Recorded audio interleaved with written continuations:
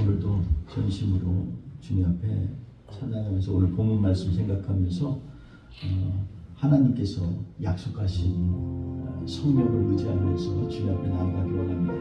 우리 주님 앞에 우리의 모든 마음을 다해서 주의 제단 앞에 나아가는 그러한 찬양으로 올려드리기 원합니다. 우리 같이 힘차게 주님 앞에 찬양을 나아가겠습니다. 불길 같은 주 성령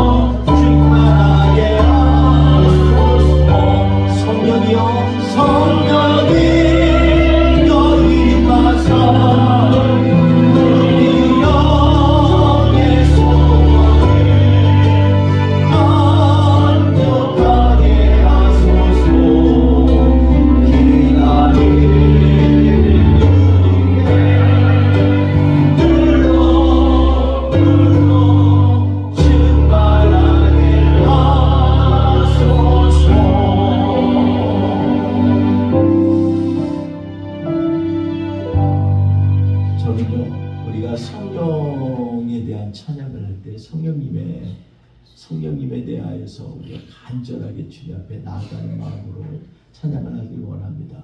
왜냐하면 우리 성령께서는 우리의 기도를 들으실 뿐만 아니라 우리가 하나님을 향한 찬양과 또한 하나님 앞에 영광을 돌리는 마음까지도 능히 아시고 그 모든 것에 대하여 하나님 앞에서 우리의 기도와 찬양과 그 위의 모든 것 가운데 성령 충만함으로 인도하여 주시기 때문에 우리 같이 이 시간에 성령님이 기뻐하시는 가장 아름다운 마음이 있습니다. 그것은 오직 주 예수님 예수님으로 만족합니다. 성령님이 가장 기뻐하시는 마음이라고 생각합니다. 우리 같이 고백하며 찬양합시다. 주 예수보다 주 예수보다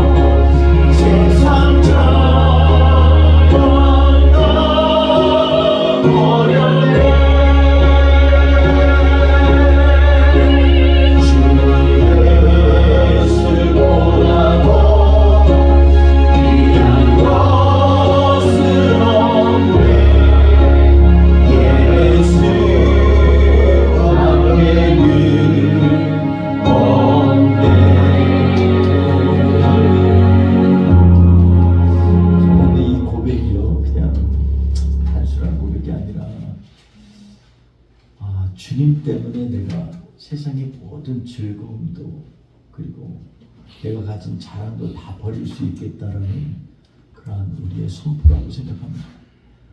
정말 그러한 만큼 주님을 사랑하십니까? 정말 주님을 사랑하기 때문에 내가 갖고 있었던 자존심, 자긍심, 나의 갖고 있던 명예, 나의 갖고 있던 모든 소유권조차도 주님 앞에 내려놓을 수 있습니까? 저는 이 찬양이 바로 우리의 마음에 다시 한번 스스로 고백하고 확인하는 그러한 찬양이라고 생각합니다. 세상 즐거움도 다 버릴 수 있도록 우리 주님, 세상의 그 무엇보다 오직 주님만이 내 눈에 선명하게 드러나게 해주세요. 이러한 믿음의 고백으로 우리 주님 앞에 고백하면서 간절한 마음으로 나아가기 원합니다. 시편 찬양 같이 찬양합시다. 정결한 마음 주시옵소서. 주님, 정결한 마음 주시옵소서.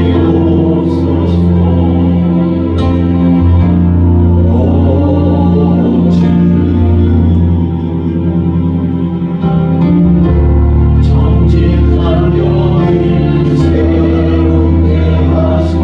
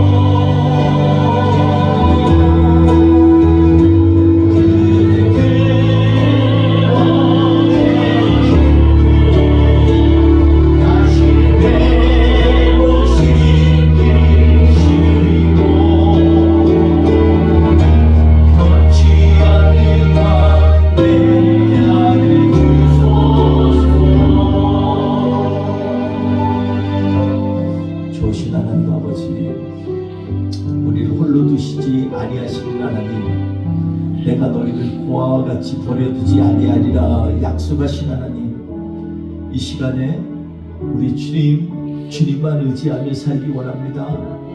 우리로 하여금 성령님의 음성에 민감하게 우리가 귀를 세우고 또 주님 앞에 순종하며 나아가는 하나님의 사람 될 수 있도록 주님, 이 시간 우리를 이끌어 주옵소서.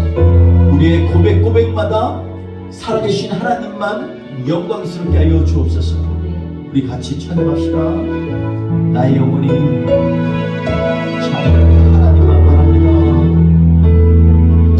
나의 영혼이 잠잠히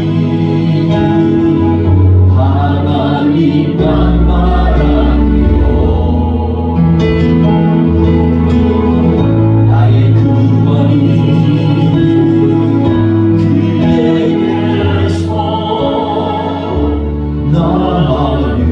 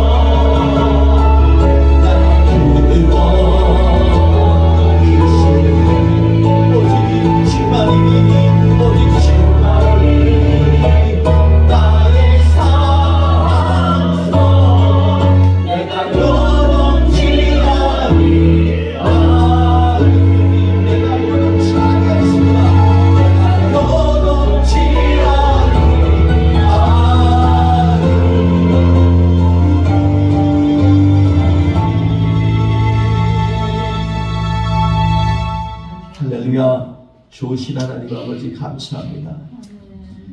하나님, 흔들리는 자신을 보면서 때때로는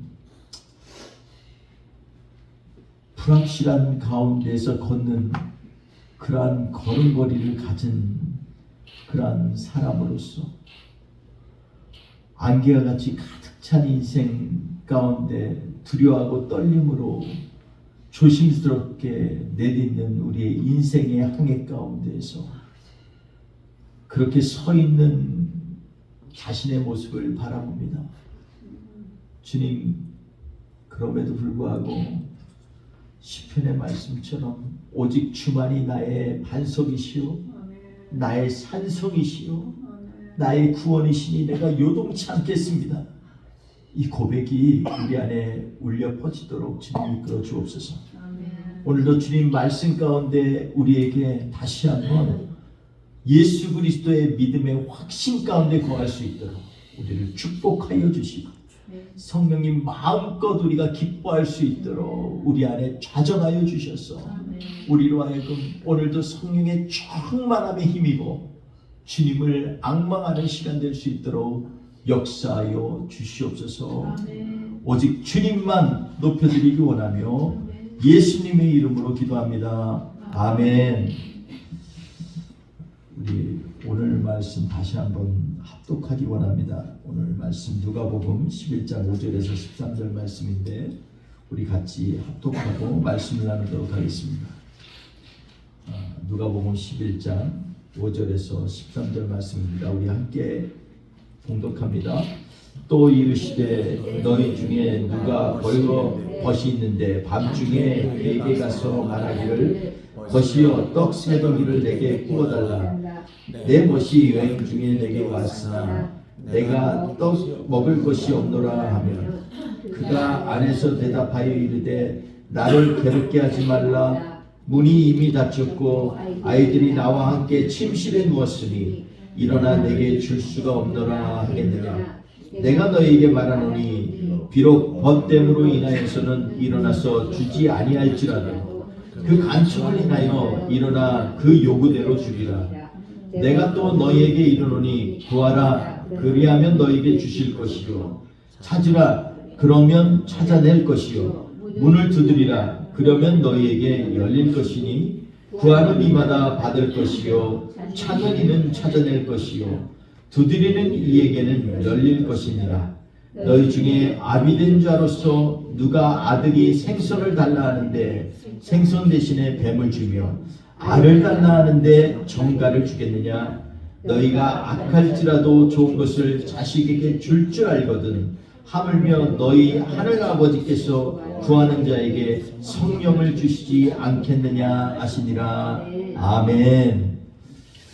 네, 오늘 누가복음 11장에 있는 말씀으로 연이어서 우리가 성령님에 관하여서 또 성령께서 우리에게 행하신 일들에 대해서 묵상하면서 우리 마음속에 다시 한번 말씀을 같이 나누기를 원합니다. 우리가 인생에 있어서 꼭 한 가지 우리가 꼭 받고 싶은 게 있다면 뭘까 한번 생각을 해봤습니다. 우리 인생에 있어서 꼭 받고 싶은 게 있으면 뭘까? 네? 사모님 뭐 벌써 대답을 맞습니다. 우리가 받고 싶은 것에 대해서 우리가 얘기할 때 참 여러 가지가 있을 것 같습니다. 요즘에 이렇게 뉴스를 보거나 세상의 흐름을 보면 다들 자기들의 행복과 유익을 위해서 달려가는데 그냥 미친 듯이 달려가는 것들을 보거든요. 스톱할 수 없는 정도로 브레이크 없는 그런 열차가 달리는 것 같은 느낌을 받을 때가 많아요. 특별히 요즘에는 하루하루가 뉴스가요 너무 엄청난 사건들이 많이 터지기 때문에 세계 곳곳에서 일어나는 정말 안타까운 일들이 묻힐 때가 많이 있습니다. 그런데 많은 사람들에게 어떤 사람들은 정말 헐벗고 굶주린 사람은요 다른 거 안 보일 거예요. 먹을 것만 보일 겁니다. 미래에 대한 확신이 안 서는 사람들은 뭔가 선명한 미래에 대한 어떤 개런티, 뭔가 이런 것들을 되게 중요시 여기는 경우가 많이 있습니다. 각자마다 자기가 원하는 것들을 가지고서 그것을 목표로 나아가는 경우가 참 많이 있습니다. 그런데 우리가 원하는 게 있다면 하나님께서 우리에게 만약에 꼭 한 가지만 주시고자 한다면 하나님의 마음이 뭘까 이렇게 생각을 해봤어요. 근데 오늘 말씀 가운데서 저는 그 힌트를 받았습니다. 예수님께서 오늘 비유를 하면서 마지막 13절에 보면 너희가 악할 것이라도 좋은 것을 자식에게 줄 알거든 하물며 너희 하늘 아버지께서 구하는 자에게 성령을 주시지 않겠느냐 이렇게 말씀합니다. 그러니까 하나님께서는요 우리에게 성령 주시는 것을 제일 원하세요. 성령이 이렇게 충만하게 임하는 걸 너무너무 원하세요. 우리가 지난주 성령님에 대해서 말씀을 하면서 우리가 성령님이 인격이시다라는 걸 꼭 유념해야 된다고 했습니다. 우리가 막 그냥 요술방망이처럼 흔들리는 뭐 알라딘의 요술램프처럼 생각하는 경우도 많이 있고요. 뭐 성령님한테 주로 기도하는 거 보면은요, 하나님께 기도하는 거 보면 성령님을 만나게 해달라는 기도보다 성령님의 은사 받기를 원하고 우리한테 주시는 하나님의 축복 받기를 원하는 경우가 참 많은 기도의 대부분을 차지하는 것 같아요. 그런데 오늘 말씀을 자세히 읽어보면 다른 것들은 정말 별로 쓸데없는 거라는 거예요. 자식이 원하는 것들은 이 달걀 먹고 싶어요. 뭐 또 생선 먹고 싶어요. 이러는데 하나님께서는 그것을 갖다가 제일 중요한 것이 아니라 니네게 진짜 중요한 건 그게 아니야. 좀 입에 만난 거, 좀 단 거, 그리고 막 니네가 갖고 있는 만족감을 위한 그러한 것들에 추구하는 것보다 진짜 더 중요한 게 있는데 그게 바로 성령님을 받아들이는 거야. 이 얘기를 하시고자 하는 거예요. 지난주 말씀을 우리가 이해했다면 오늘 이 말씀이 정말 확연히 이해가 될 거예요. 왜냐하면 지난주 우리가 말씀 나눌 때 성령님은요 우리 창조할 때부터 하나님과 함께, 물론 삼위일체 하나님이니까 하나님 성령 하나님이시니까 함께 협업을 하셨어요. 우리가 지난주 말씀 나누면서 하나님께서 마치 그냥 꼭 붙들고 그냥 제 새끼를 모음같이 그냥, 그게 예수님이 예루살렘에 대해서만 한탄한 걸로 그냥 비유로만 생각하는데 그게 아니라 그게 바로 성령님의 마음이에요. 예수님이 그걸 표현하는 건데 사람들은 그냥 그래 안타기 자기 새끼 우리를 그만큼 사랑하시는 거야. 그게 아니라 창조 때부터 하나님이 우리를 그냥 제품에 모으는데 탁탁탁탁 하면서 성령님은 좀 고상하고 말이야, 좀 부드럽고 말이죠. 뭐 이런 모습을 우리에게 보여주시는 게 아니라 어떻게 하면 하나라도 잃어버리지 않으려고 그냥 탁탁탁 하면서 모으는 거야. 그게 바로 우리 성령님께서 세상에 하나님이 주신 것은 하나도 잃지 않게 하려는 하나님의 마음입니다. 아멘. 성령님께서 그렇게 하시는 거예요. 우리를 모으시는 거예요. 그리고 그 성령님은 처음부터 우리와 함께 하셨는데 우리가 성령님이 우리 죄의 관영함으로 인해서 성령님이 우리를 떠나셨다라고 창세기서에서 말씀하고 있어요. 우리가 주목하지 않았을 뿐이지 우리 하나님 성부 하나님, 성자 하나님, 성령 하나님께서는요 늘 관점, 초점이 우리에게 있어요. 너무나 많이 우리에게 있어요.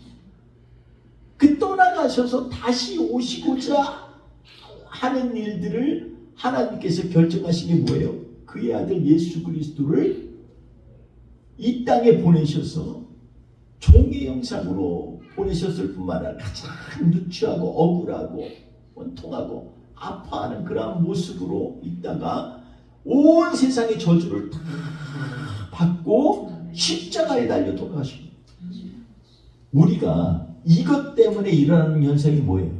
우리가 죄의 문제를 해결하는 거예요. 아멘. 그런데 그 본질, 그 밑바닥의 본질의 문제, 죄의 문제를 왜 해결하셨을까요? 성령께서 내주하시기, 이제 다시 예전처럼 우리 안에 내주하시기 위해서 그 죄의 문제를 해결하신 거예요. 그래서 예수 그리스도를 믿는 자마다 성령께서 그 다음부터는 우리에게 함께 하시는 거예요. 그러니까 성령님에 대해서 우리가 너무나 많이 그냥 성령님은 기도할 때만 외치는 이 하나님의 다른 기호다라고 생각하고 다른 하나님의 이름이라고 생각하는 이상한 흐름이 있어요. 근데 그렇지가 않아요. 옛날엔 그렇게 알아서 그랬을까요? 그렇지 않아요. 우리가 낮아지고 먹을 게 없고 막 굶주리고 막 그래요. 목사님들 신방 가면서 저거 할 수 없으니까 그냥 냉수 가득 채워가지고 그냥 가서 신방 가서 그냥 침튀기면서 막 기도해드리고 이럴 때 성령님께서 함께 하신 이유가 왜 그럴까요? 그게 우리가 알아서가 아니라 우리가 가장 예수 그리스도 안에서 낮아질 때 그때 성령께서 일하시기 때문에 그래요. 근데 그때 그 현상들을 보면서 우리는 뜨겁게 기도하던 우리 선배 신앙인들이 있는데 우리는 요즘에는 그게 없어. 뭐 세상 말로 헝거리 정신이 없어. 굶어 봤어야지. 먹을 거 없으면 라면 먹으면 돼요. 이런 시대에 사는데 무슨 너무 여기에서 성령님에 대해서 갈망하는 마음이 있고 굶주린 마음이 있겠어요. 그런데 오늘 말씀 보니까 우리는 아우성치면서 막 달걀 달라고 그러고 막 그냥 계란 알 달라고 그러고 생선 달라고 하는데 그건 어떻게 보면요. 그거는 뱀이나 정갈 같은 거다. 이걸 거꾸로 뒤집어서 그거 아무 쓸데없는 거야. 좀 굶주려도 돼. 니네 좀 고난받아도 돼. 근데 더 중요한 게 있는데 그럼에도 불구하고 그 가운데서 성령을 만나면 너희 인생은 성공한 거야. 아멘. 성령님이 그만큼 귀하다는 거예요. 너무너무 우리에게 중요하다는 거예요. 아멘. 그래서 예수 십자가의 사건 이후로 그 다음부터 성령 얘기가 무시로 나오는 거예요. 아멘. 예수님이 십자가에 달리기 전에 요한복음 14장에서 16장까지 하는 내가 가면 또 다른 보혜사를 너희에게 보내리니 내가 가면 예수님이 이 땅에 오셔서 보혜사처럼 우리를 돌보시고 이끄시고 제발 좀 바른 길로 가라 이렇게 가르치셨잖아. 근데 내가 꼭 갈 때가 됐는데 너희 마음에 근심하지 말라, 염려하지 말라, 하나님을 믿으라, 곧 나를 믿으라. 주님 계속 말씀하세요. 그러면서 하시는 말씀 뭐예요? 성령님을 보내시겠다. 또 다른 보혜사를 보내신다는 거예요. 그분은요 우리를 도우시는 분인데 어떻게 도우시냐면요. 지난주 우리가 나눴잖아요. 그 원어에서 파라라고 하는 전치사와 클로우라고 하는 부르다라고 하는 동사가 합쳐진 말이에요. 파라클레토스, 보혜사라는 뜻이에요. 옆에서 부르신다. 다른 말로 하면 옆에서 대화하시고 이끄신다는 거예요. 성령님은요 막 거창하게 막 이래가지고 막 갑자기 하늘에 쫙 천사가 나타나고 이렇게 아니라 우리 옆에서 칭근거리에서 하나님이 에덴 동산에서 아담과 하와 옆에 같이 동산을 거니신 것처럼 거니시다는 말이 나오잖아요. 여기서 부르시는 엠마오로 가는 두 제자에게 예수님이 나타나셔서 옆에서 니네 무슨 생각하니? 뭐하니? 다 풀어서 설명해 주시잖아요.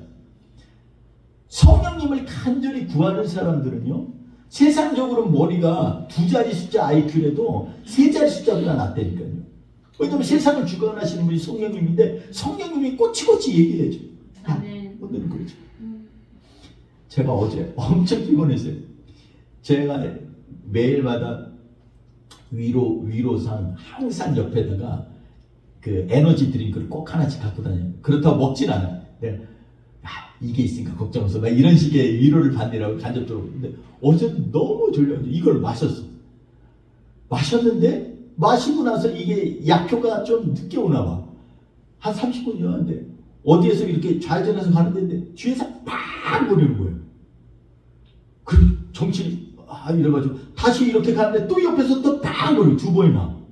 내가 그렇게 잘못했나. 근데 그 당시에 드는 생각이 뭔 줄 알아요? 첫 번째가 아이고 감사합니다. 저 사람들이 나를 깨워주시니 감사합니다. 그리고 내가 이 와중에 이 토요일날 이거 뭐 하는지 이럴 때 성령께서 그냥 마치 저한테 대답하시듯이 딱 하시는 것 같은 느낌으로 성령님을 경험하잖아요. 물론 제가 성령님을 다 경험하거나 성령과 동행해서 에녹처럼 이렇게 그게 아니라 제가 작지만 제가 볼 때 제 선배 많은 분들의 간증을 듣거나 제가 작지만 제가 누린 간증에 보면 성령님을 경험하면 뭐가 일어나는 줄 알아요? 감사가 일어나요. 아멘. 다른 사람들 막 신비하고 막 뜨거운 채로 막 이게 있는데 그거보다 우리의 일상생활에서는요 감사가 아멘. 막 갑자기 누가 이해 못할 말하고 마치 내가 죄진 것 같고 막 화가 일어날 때는요 성령께서 좀 안타까워하세요. 안 해서. 그러니까 우리 안에 성령님이 계셔도 때때로는 모르고 지나갈 때가 있어요. 그런데 그때 불러 성령님 저를 갖다가 충만하게 해주세요 할 때는 뭐가 있어야 되냐면 자꾸 감사와 기쁨으로 성령님을 기대해야 돼요. 아멘. 그러면 이게 올라오는 거예요. 제가 어느 목사님 간증을 하나 들은 게 있는데 굉장히 유명한 목사님이에요. 그 목사님이 한번 오래전인데 꼬마인 아들 지금 나이가 많으신데 꼬마인 아들하고 이제 그 당시에 제주를 갔는데 이 아들이 너무 설렌 거예요. 그래가지고 야 언제 배를 타요? 그 이제 목포에서 배를 타고 이제 제주도를 가는데 근데 배 안에 이렇게 쫙 들어갔는데 배가 워낙 큰 배가 가니까 배류가 가니까 정신없이 들어가서 꼬마니까 뭐 알아요? 졸졸 쫓아나가는 거죠. 근데 배가 크니까 막 자기는 배 하면 바다에 출렁거리고 막 이런 생각을 했는데 엄청 큰 배니까 배가 이게 뭐 움직이는 것 같지가 않은 거예요. 그때 아빠 목사님한테 아빠 우리 배 탄다면서 왜 배를 안 타? 아니 지금 우리가 배 타고 있어. 아니 배를 탔다면서요. 탄다고 나랑 약속했잖아요. 막 그런 짜증을. 근데 다 제주도에 내려서 아버지가 이제 보여주려고 데리고 나서 봐. 우리가 지금 여기서 나왔지. 여기 봐봐. 저 가까이서 보니까 잘 안 보여. 한참 떨어져 걸어가가지고 뒤를 돌아보니까 진짜 배야. 와 우리가 배를 탔네. 때때로는 우리가 성령님을 우리 안에 계시는 성령님을 인식하지 못하고 그냥 지나칠 때가 많아요. 여러분 우리가 일주일 동안에 과연 얼마나 많이 성령님과 대화를 할까요? 평상시에 딴 거 바쁜 거 아니라고 막 그냥 설거지 하랴 뭐 하랴 막 밖에서 일하랴 성령님 부를 때가 별로 없어. 그런데도 불구하고 우리 성령님이 우리 안에 계시는 거예요. 내주하신다. 아멘. 예수 믿고 난 후에는 우리 안에 내주하시는 성령님이에요. 아멘. 더 이상 밖에서 뭐 구약 때처럼 막 급하게 임하시고 이게 아니라 예수님의 이 부활 사건 이후로는 우리가 예수를 믿게 되면 성령님께서 자동으로 들어오셔요. 얼마나 이게 감사한지 몰라요. 근데 그 안에 들어오셔서 있다가 우리가 하나님 기도할 때마다 우리가 자꾸 뭔가 성령님을 인격적으로 인정할 때마다 어떠한 일이 생기냐면 성령님께서 우리에게 가르쳐 주시고 하나님 말씀을 깨닫게 해주시고 예수님이 말씀하신 것들을 알게 해주시고 이러한 사건들이 일어난 거예요. 그러니 우리가 얼마나 민감해야 되겠어요. 성령님과 함께 얼마나 동행해야겠어요. 저는요 우리가 오늘 본문 말씀 보면 1절에서 4절까지 제가 안 읽었는데 이게 우리가 잘 아는 주님의 가르쳐 주신 기도에 또 누가복음의 번역본이에요. 쭉 말씀이 나오죠. 근데 오늘 말씀과 연계해서 맨 마지막 결론이 바로 13절 말씀이에요. 그게 바로 성령을 주시지 않겠느냐. 성령을 주시겠다는 거예요. 그러니까 기도의 핵심은요. 성령 주시는 거예요. 아멘. 1절에서 4절까지의 말씀을 보면은 거기에 보면 앞에 있는 부분은 뭐냐면 하나님 앞에 영광을 돌리는 것입니다. 하나님을 높여드리는 거예요. 여러분 기도하면 우리는 자꾸 뭔가 얻으려고 하는데 이건 성취의 문제가 아니에요. 태도의 문제지. 하나님의 주권을 인정하는 것에서 주기도문의 전반부는 시작돼요. 그건 뭐냐면요. 기도는요. 무엇인가 요구하는 게 아니라 나를 하나님의 주권 아래 가져가는 게 기도예요. 아멘.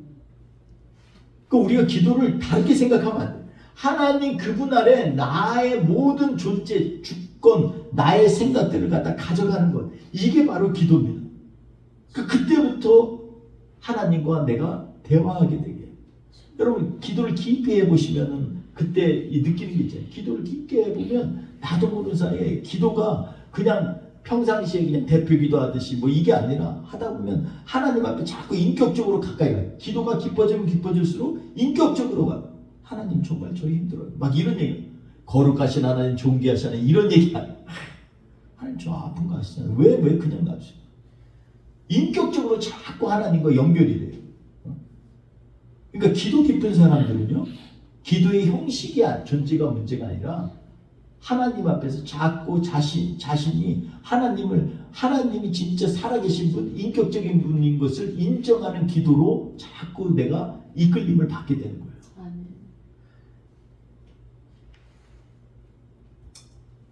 이 누가복음은 어떻게 보면 우리가 사도행전을 성령복음이라고 그러잖아요. 근데 누가복음과 사도행전이 같은 저자로 쓰였다고 대체적으로 신학적으로 모두 받아들이게 돼 있어요. 그래서 어떻게 보면 누가복음은 사도행전의 전반부라고 우리가 이해할 수 있어요. 왜냐하면 내용도 비슷해. 한 가지뿐이야. 성령에 대해서 되게 많이 해요. 누가복음처럼 복음서에서 성령에 대해서 되게 많이 얘기하는 데가 없어요. 누가복음 1장에 보면은요, 거기에 보면 세례 요한에게 대해서도 나오는데 뭐냐면 세례 요한에 대해서 성령의 충만함을 받아 이렇게 얘기합니다. 이 누가복음 1장 15절에 뭐 마리아는 뭐냐면 성령이 그 안에 임하여서, 그러니까 한 사람 한 사람을 표현할 때 성령님과 연결해서 얘기해요. 엘리사벳이요 마리아를 보면서 그냥 그 안에서 애가 뛰노는 걸 보면서 성령 충만함을 받아서 고백해 나가요. 그뿐만 아니라 사가라는요 이 1장 51절에 보면은 성령이 그 안에 뜨겁게 하셔가지고서 그 안에서 예수를 고백하고 세례 요한을 고백하고 하는 장면이 나와요. 세례 요한을 고백하는 건 결국 예수님이 오실 예수님을 준비하는 자이라는 세례 요한의 이름을 얘기하면서 혀가 풀리면서 성령 충만하게 그의 내 아들의 이름은 세례 요한이야 이렇게 얘기합니다.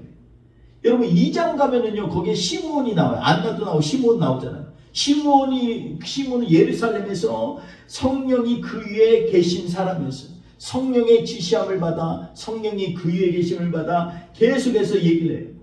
그래서 그는 성령의 지시함을 받아서 예루살렘에서 아기 예수를 만난 사람, 그리고 찬양시를 하나님 앞에 올려드리는 그런 선지자예요.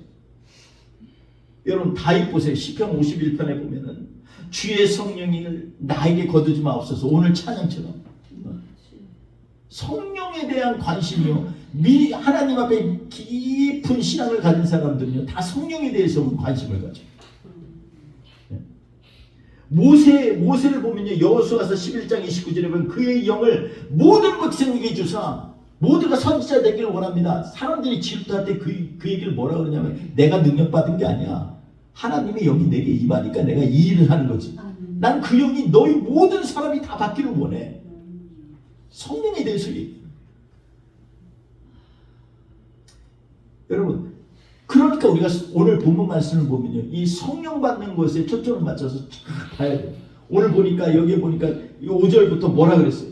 밤중에 잠을 자야 되는데 친구한테 와가지고서 그가 말해 보시오 나에게 떡 3덩이를 달라. 급하게 손님이 와가지고서 대접을 해야 되는데 자기 집에 아마 밀가루도 없고 떡도 없었던 모양이에요. 떡 3덩이를 달라 그래. 3덩이 달라는 거 보면 아마도 한 명이 온 게 아닌가 봐. 뭐 가족이 아마 방문한 것 같아요. 근데 얼마나 급했으면 밤에 그냥 뻔히 알죠. 옛날 유대인들 반응 보면요 한 방에서 같이 자거든요. 근데 한 사람 밖에서 탁탁탁탁 치면은 전부가 다 일어나잖아요. 이거는요 간청하는 것에 대해서 얘기하는데 이 오늘 말씀 가운데서 이렇게 내가 벗이기 때문에 할 수 없는 일을 하는 거예요. 그런데도 내가 꼭 필요하니까 지금 달라고 지금 요구하는 거예요. 벗이라는 친구잖아요. 친구를 왜 몰라요? 서로 얼마나 알아. 친구일수록 친구를 배려하게 되잖아요. 진짜 친구면. 근데 오늘은 그게 아닌 거예요. 그가 얘기를 해요. 너무 깊이 잠들었어. 야, 너 알잖아. 나 지금 너무 피곤해. 그리고 애들도 다 있는데 너 지금 이렇게 하면 나 불 켜고 또 떡 찾고 떡 만들고 해야 되는데 나 못해. 미안한데 오늘 그냥 굶고 자면 안 돼. 근데 아마도 정말 피할 수 없는 오직했으면 친구한테 이렇게 부탁을 간청을 했어요. 그러니까 그거를 보면서 뭐라고 하냐면 비록 벗됨으로 인하여서는 일어나서 주진 않지만 자기 체면이나 그 간청함을 인하여서는 일어나서 그 요구대로 주리라 이렇게 얘기합니다. 여러분 이 간청이란 말이요. 여기 이 간청이란 말은 이 아나이데이아라는 말이에요. 이데이아라는 말은 에티켓이란 말이에요. 예전 평상시에 갖는 얘기. 아나라는 말은 반대예요. 그러니까 예절이 없는 걸 아나이데이아라는 거예요. 그걸 간청이라고 해요. 간청 여러분 하나님 앞에 간구하는 거 persistence 그거는요 그냥 뭐 주야 이 정도가 아니에요. 여러분 교회 와서 간구하고 막 부르짖는 게 이게 간청이 아니고요. 이건요 나의 모든 신분 나의 모든 자격들 이것들이 하나님 앞에서는 아무것도 아니라는 걸 인정하는 게 간청이에요. 아멘. 무례해도 괜찮아. 어? 벗하고 단절될 수도 있을 정도로 이게 심각한 이 모욕이나 마찬가지. 밤늦게 말해 이건 너무 에티켓이 없어. 근데 꼭 필요할 때는 간청해야 돼. 하나님 앞에 기도가 이렇게 하라는 거예요. 아멘. 어? 그냥 뭐 형식 다 따지고 예의 다 따지고 그냥 목소리 깔고 그런다고 해서 하나님께서 들으시는 게 아니라는 거예요. 성령께 기도하는 건요 그렇게 기도하는 게 아니라는 거예요. 그래서 우리가 염치도 없게 뭘 염치하게 우리 포기할 줄 모르는 끈질김을 가지고 하나님 앞에 기도하며 나아가라는 거예요. 예. 여러분 우리 누가복음 18장에 보면요 계속해서 이 누가복음을 다시 한번 성령을 생각하면서 읽어보세요. 정말 마음이 뜨겁지 않고는 못 읽을 수밖에 없어요. 18장에 보면은 한 가부가 나와요. 가부가 나는데 거기에는요 하나님을 두려워하지도 않고 사람들을 무시하는 한 재판장이 나와요. 근데 자기 원수를 갚아달라고 매일 와서 부르짖는 거예요. 아침에도 와서 재판장님 나 정말 억울해요. 막 사람도 무시하는데 과부가 왔으니 얼마나 우습겠어요. 시끄러 했는데 이게 한두 번도 안 돼요. 나중에는 두 손 두 발 다 들었어. 재판장이 뭐라 그러냐면 내가 하나님도 우습게 여기고 무시하고 하나님도 경외하지 않고 두려워하지도 않아. 그리고 사람들도 무시해. 그럼에도 불구하고 이 과부가 하도 부르짖으니까 내가 그 부르짖음 때문에 못 살겠다. 그래서 그 소원 들어주리라. 여러분 사람한테도 계속 그냥 바지끄러기 붙잡고 그냥 나 도와달라고 하면 웬만하면 도와줘요. 왜냐면 오직하면 저 사람 저러겠나. 평상시에 안 그랬던 사람. 근데 하나님 앞에서는 오직하겠어요? 우리 하나님 앞에서도요. 하나님은 우리가 하나님 앞에 준비 잘 해가지고 격식 따져가지고 제사 드리고 예배 드리고 기도하는 걸 하나님 받으시는 게 아니에요. 다윗의 결정적인 핵심이 바로 이거였어요. 주님 붙들고 늘어지는 거예요. 그리고 주님 앞에서는 아무것도 아니고 자기는 아무것도 아닌 존재. 주님 앞에 자기의 모든 인격, 모든 위치, 모든 생각 이런 거 다 내려놔. 그러니까 하나님이 들으시는 거예요. 하나님이 가장 기뻐하는 종이라고 여러 번 칭찬한 다윗이 바로 그런 의미가 있는 거예요. 사랑하는 성도 여러분, 오늘 말씀 가운데서 그래서 그런 관점에서 보면 그 다음에 나온 말이 너희가 구하라, 그러면 찾으라, 그리고 두드리라 얘기합니다. 구하고 찾고 두드리라. 그럼 이 모든 게 뭐를 위해서요? 마지막에 딱 나오죠. 그건 뭐냐면 성령을 구하라는 거예요. 여러분 우리 가운데에서 우리의 인생 가운데에서 우리 성령님을 구하는 것보다 더 귀한 건 없습니다. 그 이유를 간단하게만 설명하면 우리가 잘 아는 것처럼 성령님은요 도우시는 분이기 때문에 그래요. 모든 환경 조건 안 따져. 예수 믿는 사람이면 그 사람이 여태껏 절차를 잘 밟았고 잘 인격이 훌륭하고 이런 거 안 따져. 하나님 앞에 간구하면 도우시는 분이에요.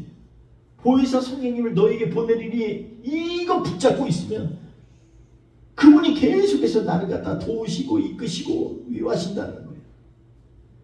그리고 그 성령님께서는 우리로 바른 길을 가게 하시는 분이기 때문에 아멘. 진리의 길을 가게 하세요.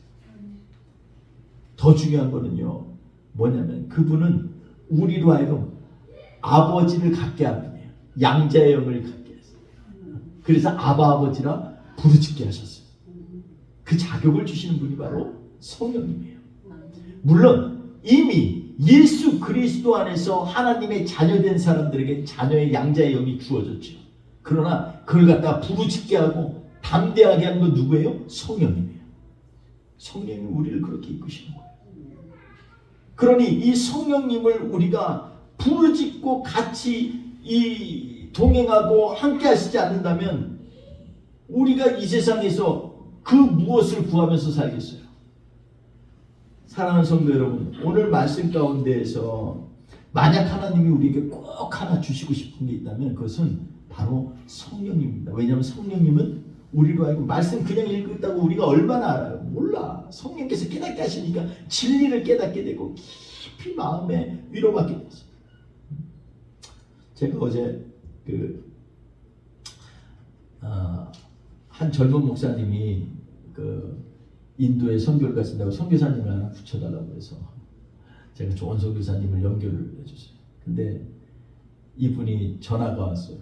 몇 번을 나한테 문자를 제가 못 받는데 저녁에 내가 언제 했더니 그쪽에서 급해서 그런지 새벽 그쪽 시간으로 인도 시간으로 새벽 4시인데 나한테 전화가 왔어요. 깨시면 연락 주세요 그랬는데 이분도 답답해서 잠을 못 잤어요. 아니 제가 혹시 잠을 깬 거 아니에요 선교사님 그랬더니 1시간 전에 이미 일어났는데 잠이 안 와서 일어났대요. 그 얘기를 들어본즉 요즘에 별별 게 다 많아요. 그게 뭐냐면 뭐 얄리아 운동인가 뭐 이런 게 있대요. 여러분 우리가 정말 깨어있지 않으면 안 돼요. 그게 뭐냐면 이 유대인들을 갖다가 찾아내가지고 이스라엘로 보내는 운동을 하는 거예요.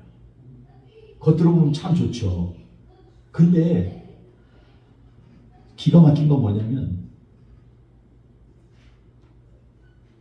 인도의 한 지역에 마니푸르라고 하는 지역에 예수 믿는 사람들이 있었어요. 근데 그 안에 추장과 같은 사람이 하나가 자기가 유대인이 돼버렸어. 근데 그걸 갖다가 합리화시키면서 이 전혀 상관도 없는 이 마니푸르족을 갖다가 문하세 지파라고 얘기를 해가지고 이들에게 돈도 많이 들어. 요번에도 한 100명 보낸대. 이스라엘로. 그럼 이스라엘은 요새 군인들도 되게 부족하잖아요. 근데 가만히 생각해 보세요. 예수 믿는 기독교인을 유대인으로 개종을 시킨다? 그럼 이게 과연 하나님의 뜻일까요? 예수를 알았는데 예수를 메시아로 우리는 믿고 의지하는데 앞으로 오실 메시아를 믿고 의지하는 사람들이 있다고 해서 그 사람들을 갖다가 기독교 교회 다니면서 잘 있던 사람을 갖다가 이스라엘로 유대교로 교쟁해서 유대교로 보내요. 저는 잘 몰라요. 근데 중요한 건 뭐예요? 나는 상식적으로 예수로 말미암아 구원받은 사람이 어떻게 해서 다시 유대인의 율법 가운데 돌아가냐고. 그걸 또 하는 목사가 있다는 게 내가 기가 막혀서 내가 어제 제가 그 선교사님한테 너무 죄송하더라고요. 선교사님 그러더라고요. 목사님이 친하다고 하셔가지고 제가 너무 고민이 됐어요. 이거 근데 제가 아무래도 저랑은 안 맞는 것 같아요. 그러면서 간접적으로 얘기를 하더라고요. 저는 그렇게 생각합니다. 예수를 부인하거나 예수보다 앞서면 모든 게 나는 이단이라고 생각해요. 우리 기독교는요 굉장히 심플합니다. 기독교는 교리 가지고 얘기하는 게 아니라 예수님 가지고 얘기하는 거예요. 예수만이 우리의 구주이시고 생명이시고 구원자 되시고 그 밖에 다른 것이 구원의 조건이 되고 구원에 영향을 미치고 이런다는 건요 전부 귀를 막아버려야 돼요. 그건 가치가 없는 일이에요. 성경은 절대 그렇게 얘기하지 않아요. 저는 어제 그 얘기 들으면 저는 얄리안가 뭐 처음 들어봤어요. 제가 사실 그런 거 별로 관심이 없어서 못 알아봤는데 그분이 다 리서치를 해가지고 거기서 얘기하니까 리서치를 보니까 그 젊은 목사님들이 아주 거기에서 유대인들로부터 무슨 어느 지역 대표로 인정을 받고 이런 분들이 있더라고. 그래서 나는 그분들을 막 비판하고 싶은 생각 별로 없어요. 왜냐하면 그분들은 그분의 믿음이 있으니까. 그러나 적어도 내가 교제하는 선교사님들, 우리 교인들은 우리의 유일한 소망이 누구예요? 예수잖아요. 그러니까 우리가 이 마지막 세대는요, 성령님을 더욱더 의지해야 돼요. 아멘. 그것도 깊이 인격적으로 의지하고 성령님 앞에 조건 없이 성령님의 음성을 들어야 돼요. 왜냐하면 성령님이 진짜 임하시면요, 진리로 우리를 이끄시기 때문에 그래요. 그러니까 점검해 봐야 돼. 성령님이 얘기하셨다 그러는데 성경하고 안 맞으면 점검해 봐야 돼. 제가 어제 그래서 저녁에 충격을 받았어요. 일 끝나고 돌아오는 게 마지막에 저쪽 에든이라고 하는 데서 이제 너무나 마음이 답답하더라고요. 하나님, 이 마지막 때 정말 우리가 깨어 있어야겠군요. 이런 생각을 해봤습니다. 사랑하는 성도 여러분, 하나님께서 왜 우리에게 꼭 이걸 주시고자 할까요? 꼭 성령님을 소개하고 싶으실까요? 우리에게. 그분은 우리의 보혜사시고 진리의 영이시고 예수 그리스도의 영이시며 우리로 하여금 갈 길을 인도하실 뿐만 아니라 우리가 무지하거나 우리가 힘들 때마다 하나님의 말씀, 예수 그리스도의 말씀을 생각나게 하시는 영이시기 때문에 그렇습니다. 그리고 옆에 계시는 분이 계속해서 우리하고 대화하기 원하시고 우리를 이끄시는 하나님이세요. 사랑하는 성도 여러분, 그러니까 우리가 이 세상에서 가장 지금 우리가 원하는 것은 뭐냐면 그 성령님이 우리 안에서 내주하실 뿐만 아니라 충만하게 매일매일 임할 수 있도록 간구하며 살아나가는 그러한 기도일 줄 압니다. 오늘 이 말씀 생각하면서 우리에게 하나님께서 주시고자 하는 꼭 한 가지가 있다면 무엇일까요? 이제는 우리는 전부가 똑같이 얘기해요. 성령님이십니다. 성령 충만해야 됩니다. 우리 교회는요, 성령 충만한 거 빼놓고 그 목적 위에 지금 다른 것들을 바라봐서는 안 돼요. 이런 마음 가지고 성령님을 모시고 기도하면서 또 그분을 기다리고 그분이 행하실 걸 기대하며 나아가는 하나님의 공동체 되기를 주의 이름으로 축원드리겠습니다. 우리 같이 기도하겠습니다. 이 시간에 기도할 때 하나님, 우리를 성령 충만하게 해주세요. 오늘 누가복음 1장 5절에서 13절 말씀 보니까 우리에게 기도의 목적도 사실은 우리 하나님께서 소개시켜 주시고 싶은 분, 더욱더 알게 하게 하고 싶은 분, 성령님을 우리가 모셔드리는 것이라고 말씀하고 있습니다. 그 성령님을 모시고 이번 한 주도 승리할 수 있도록 주님 역사해 주세요. 우리 통성으로 기도합니다.